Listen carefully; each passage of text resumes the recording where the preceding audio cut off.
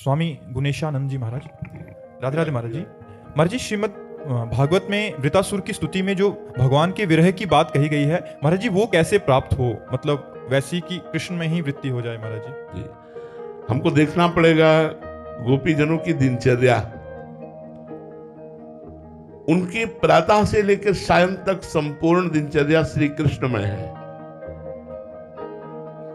अगर वो बच्चा खिला रहे हैं तो कृष्ण गुणगान करते हैं, अगर वो पति को रिझा रहे हैं तो कृष्ण भाव में भावित होकर, अगर वो धान कूट रही हैं, लीप रही हैं, झाड़ू लगा रही हैं, बुहारी कर रहे हैं, गाय दूह रही हैं, गाय को चारा दे रही हैं, जो भी क्रियाएं गोपी कर रही हैं, गोपी मोक्ष सन्यासिनी कही गई। सन्यास मोक्ष को प्राप्त होता है, लेकिन गोपी जनों ने मोक्ष का भी सन्यास करके श्री कृष्ण विरह में वो रस प्राप्त किया कि उद्धव जैसे ज्ञानी भी उनकी चरण धूलि चाहते। बंदे नंद ब्रज स्त्रीणाम पाद रेणुम अभिक्षुषा या सामहद कथोद्गीतम पुनात भुवनत्रयम।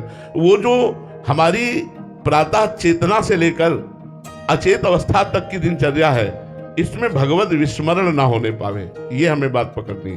क्योंकि कोई भी शरीरधारी बिना कर्म किए नहीं रह सकता, कुछ न कुछ उससे कर्म बनेंगे। तो पहले ही हमें बात ध्यान देनी है, प्रतिकूल से विसर्जनम, भगवान के प्रतिकूल कोई आचरण ना होने पावे। अब ये सबसे कठिन काम है। मतलब गोपी अपने पति को रिझा रही, लेकिन कृष्णाकार भावना में, उसकी वृत्ति कृष्णाकार है, पति में नहीं है। वो पुत्र को दुलार कर रही, लेकिन कृष्ण में। इसका प्रमाण मिलता है जब बंसी बजी तो जो जहां जैसी थी वैसे ही छोड़कर आई ब्रजनारी सुनत बंसी लो, गृहपति बंधु विसारे, दर्शन मदन गोपाल मनोहर, मन सीताप निवारे। हर्षित बदन बंक अवलोकन, सरस मधुर धुनि गावे, मधुमय श्याम समान अधर धर, मोहन वेणु बजावे। जे ही वंशी ध्वनि कानों में पड़ी, पुत्र पति शरीर परिवार धन सबका विस्मरण, क्योंकि स्मरण तो श्री कृष्ण का ही निरंतर होता था। किसी भी क्रिया को वो करते हुए कृष्णाकार वृत्ति रखते थे। जैसे वो दही बेचने जा रही तो विक्रेतु कामाखिल गोप कन्या मुरारी पादार्पित चित्तवृत्ति श्री कृष्ण चरणारविंद में अर्पित होने के कारण वो बेचने जा रही दही, और कहना चाहती है कि कोई दही ले ले दही, लेकिन निकलता गोविंद दामोदर माधवेति। कोई माधव ले ले, कोई दामोदर ले ले, कोई गोविंद ले ले। क्या उच्च कोटि की। और इसीलिए परमहंस श्री सुखदेव जी ने, श्री उद्धव जी ने, बड़े बड़े महापुरुषों ने गोपी चरण वंदना की। इतनी ऊंची स्थिति, एक सेकेंड के लिए भी कृष्ण विस्मृति नहीं है, अखंड मुरारी पादार्पित चित्तवृत्ति। तो हमको पहले अपनी दिनचर्या में असत साधनों का त्याग करना होगा। हमसे कोई गंदी बात ना होने पावे, शास्त्र विरुद्ध आचरण ना होने पावे, फिर खूब साधु संग हो और निरंतर नाम जप हो और भगवान की लीला कथा का श्रवण करके मनन चिंतन हो। तो उस मनन चिंतन से भगवत मिलन की चाह होगी, और चाह में फिर विरह आग्नि पैदा हो जाती है, फिर जिया नहीं जाता।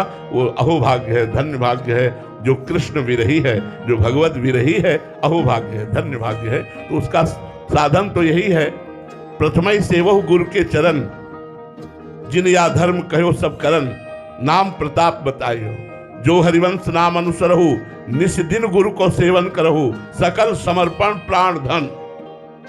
संपूर्ण अपना अस्तित्व समर्पित करके गुरु चरणों की सेवा की जाए। जो नाम दिया, खूब निरंतर नाम मंत्र जब किया जाए, उसी से विराग्नि पैदा हो जाएगी। ऐसी भक्ति करो बहुकाल, गुरु उपदेश चलो यह चाल, ऐसी भक्ति करो बहुकाल। ये 9 लक्षण भक्ति के, या हरि भक्ति करे जब कोई, तब हरिवंश नाम रति हो।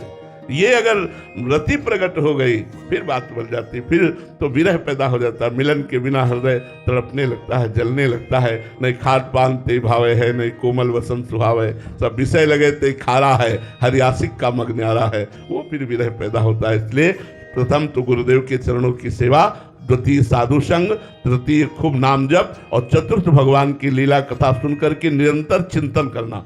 अंतर न पड़ने पावे हर समय, तभी विराग्नि पैदा होती है।